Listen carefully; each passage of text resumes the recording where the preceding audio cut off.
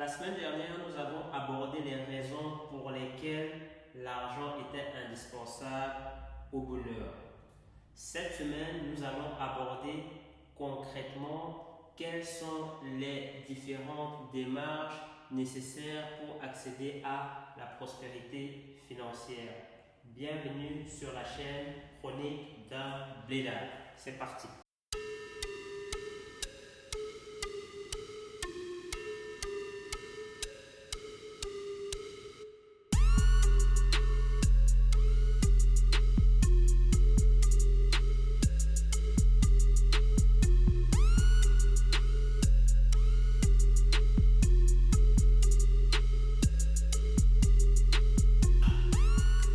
À la question comment accéder à la prospérité financière, on pourrait apporter une seule réponse toute simple.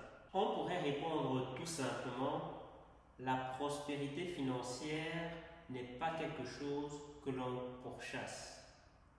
La prospérité financière, c'est quelque chose que l'on attire en devenant quelqu'un de compatible.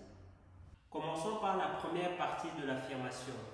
La prospérité financière n'est pas quelque chose que l'on pourchasse.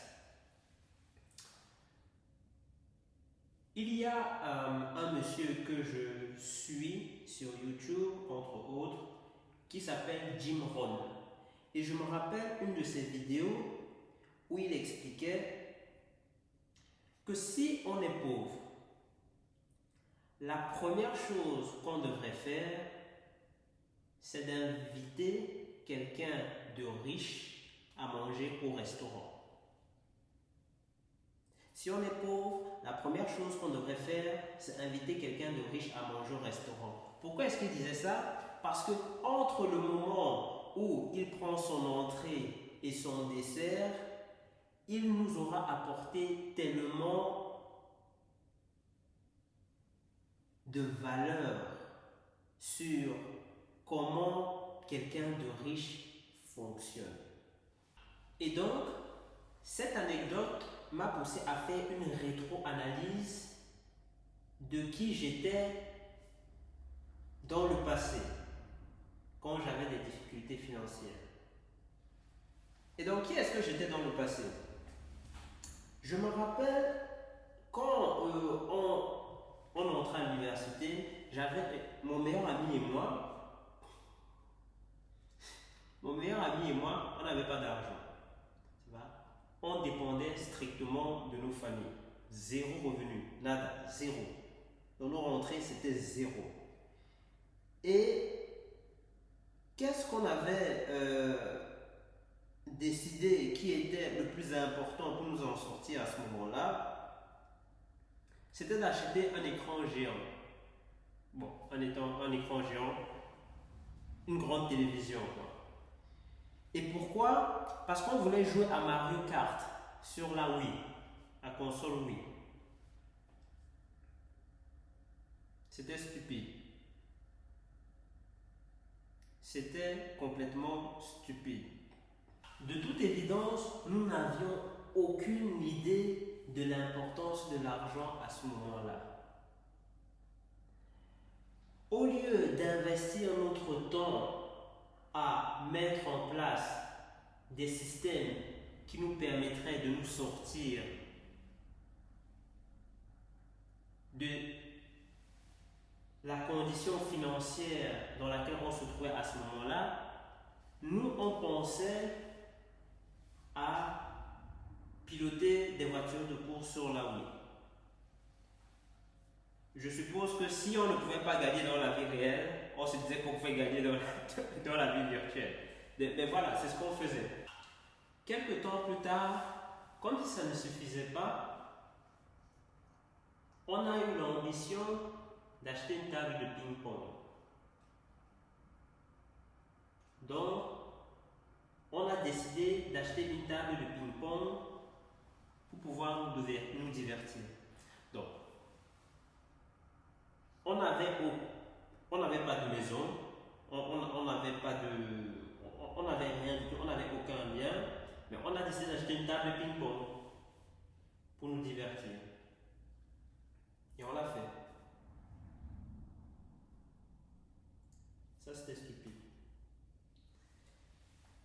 j'étais aux études, quand j'étais aux études, il y a une phase où j'avais décidé, sous l'influence de toutes les séries que je regardais, donc je pense à, si vous connaissez la série des Mentalistes, à la série How I Met Your Mother, avec le fameux Barney Stinson, Legendary. Il y avait plein de séries comme ça, Suits et tout ça. J'avais décidé que je ne m'habillais qu'en costume. D'où la fameuse expression fake it till you make it. En fait, c'est fake it till you broke. En fait, c'est ça, fake it till you broke. Donc, je vous assure que en tout, j'avais acheté, je ne sais même pas combien de costumes j'ai aujourd'hui. J'avais acheté peut-être 10, 12 costumes différents. Et aujourd'hui, je ne m'habille même plus en costume.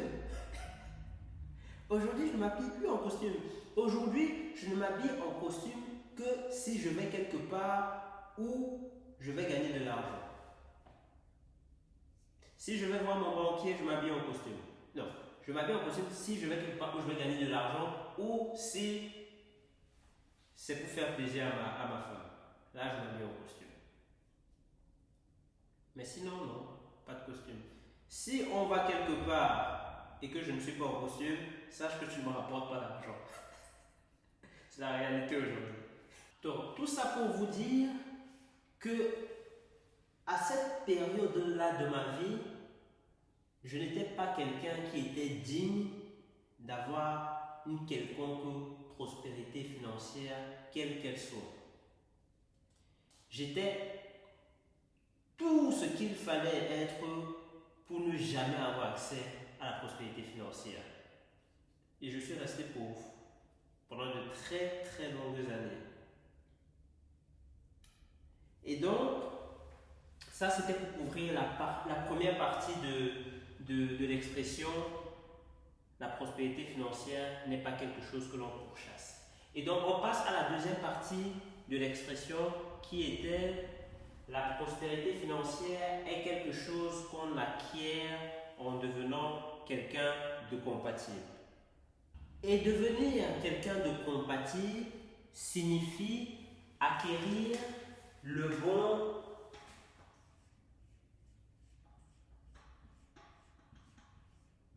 mindset.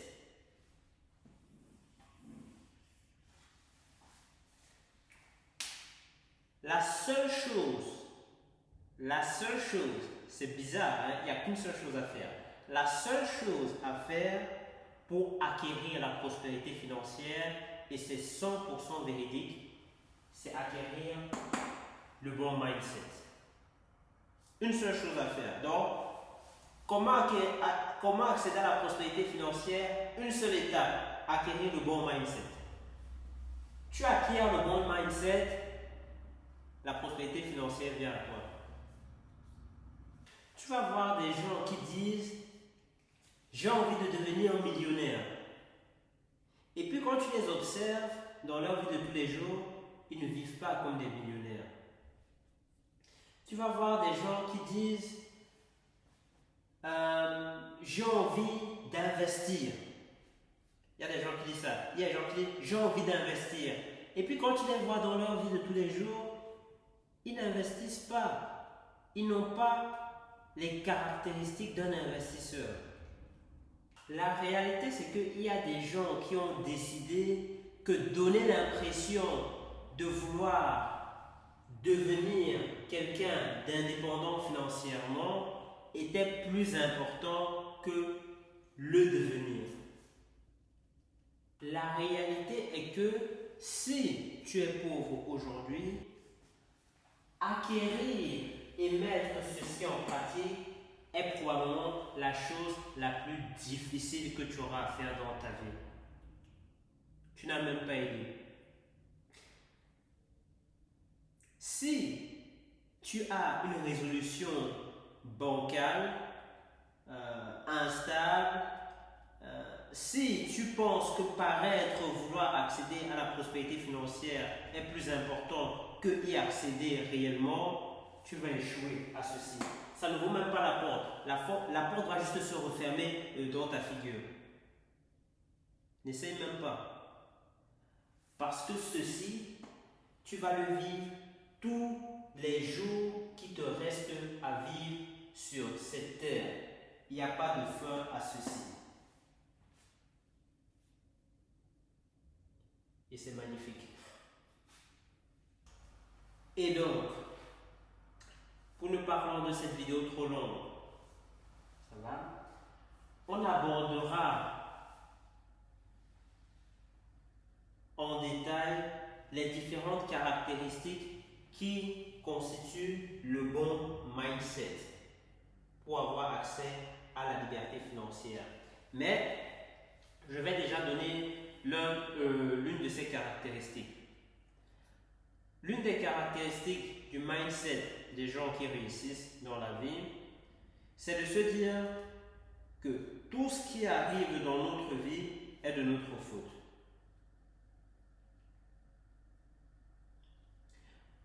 Tant que tu blâmes un agent extérieur de ce qui t'arrive dans ta vie, ça signifie que tu donnes le pouvoir au monde de guider ta destinée. Quelqu'un qui laisse son destin entre les mains de l'extérieur, de tout ce qui est hors de lui, n'a aucun contrôle sur son destin.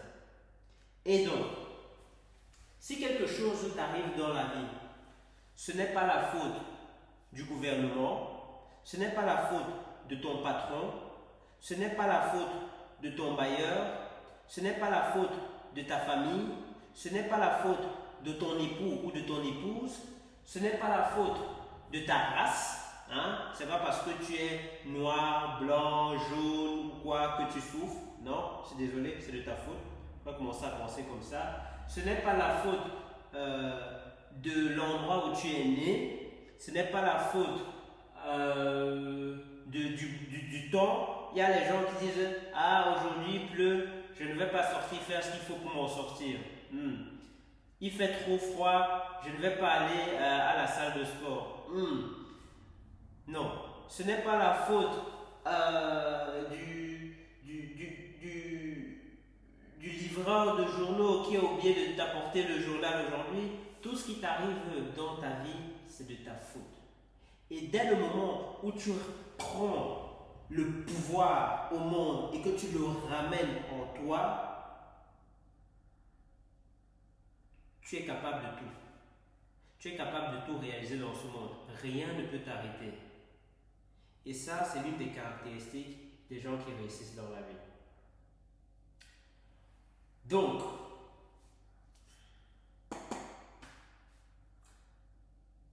la prospérité financière n'est pas quelque chose que l'on pourchasse, mais quelque chose que l'on attire en devenant quelqu'un de compatible. Pour devenir quelqu'un de compatible, il faut acquérir le bon mindset et le mettre en pratique. C'est tout pour aujourd'hui. Merci de m'avoir rejoint pour cet épisode. Je vous dis à très bientôt. Peace.